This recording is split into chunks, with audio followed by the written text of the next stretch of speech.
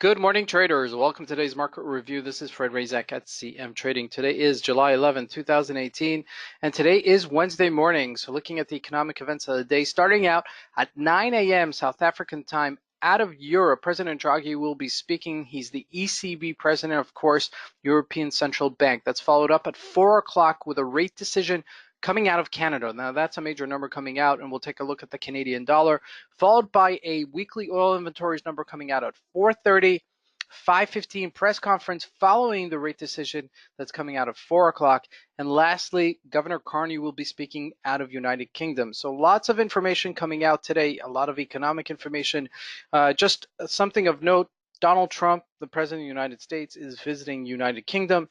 He's also supposed to be visiting President Vladimir Putin from Russia. So these are two things that might be weighted into the markets this week. So we'll take a look at that as well. But let's see what's been happening.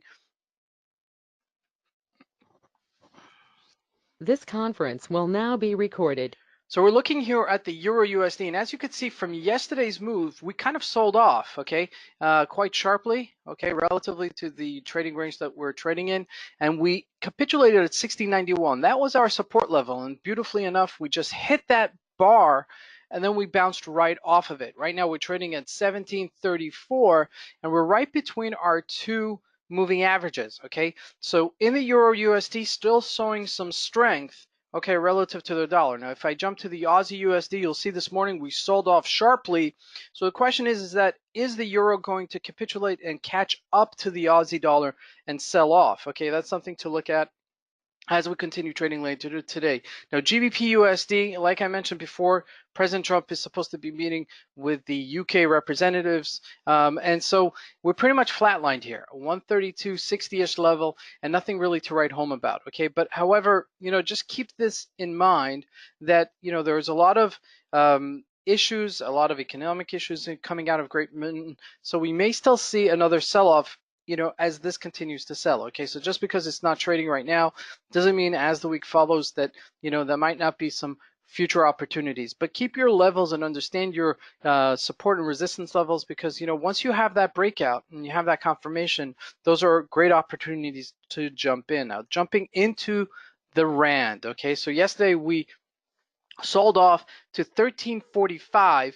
We used it as a resistance level. As you can see right here, we capitulated up there, but we never really closed above it, and then finally breaking down. So this is really what we call a bear flag, because ultimately we had a decent sell-off, a bounce, which is a short covering really in this case, and then a continued sell-off. So ultimately right now we haven't made a higher high, okay? We haven't really showed that we're changing the direction of this downwards momentum. So if we do get closer a little bit to the 1345-ish level, I'd consider shorting it, okay, at these levels, all right? But if we don't break below this 1326, then we may find a new area or a new trading range to be trading between. So keep that in mind as the day continues. Now, jumping into the Canadian dollar with the rate decision today. All right, so let's bring you up to speed. We capitulated up to 133. We sold off. The Canadian dollar got much stronger to 130, but then bouncing off of 130, and then we're trading here at 131.54 this morning, and just really in a tighter range. Okay, so ultimately speaking, we're above the moving averages. Okay, however, considering the economic environment in Canada right now and some of the trade tariffs that's going to actually unfold moving forward, I question this. All right, so really importantly to understand of that, whether or not we hold on to this line and we just consider making a correction in the upper range here at 132. So just be aware of it, that the upper range, the resistance level 132, and your support level is 130. So as long as we're trading between these two parameters, I don't see much of a major move. Okay, however, if we do break these two areas, let's highlight them, 132-ish level right there and 130-ish level right there.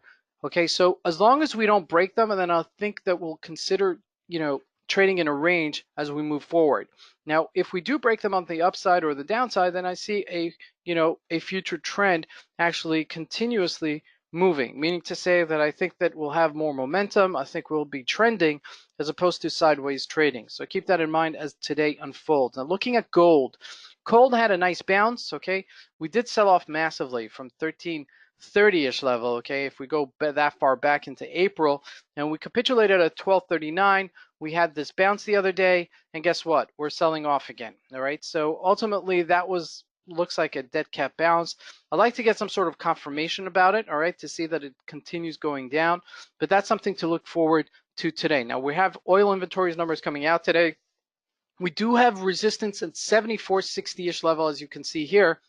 However, to say that it's, this rally, okay, is pretty much exhausted, I don't know that I could say that yet, okay, until that we get some sort of confirmation, we break down on the 69-ish level, I think we can still continue to our $80 trading target, okay, still this year. So keep that in mind as this continues to trade today and the number comes out, that the parameters are still, bullish on the upside. Okay, now jumping into the Dow Jones. Now this was really a rocky road yesterday. I mean, we rallied over the past week and a half more than 1,000 points from our massive sell-off of 1,300 points.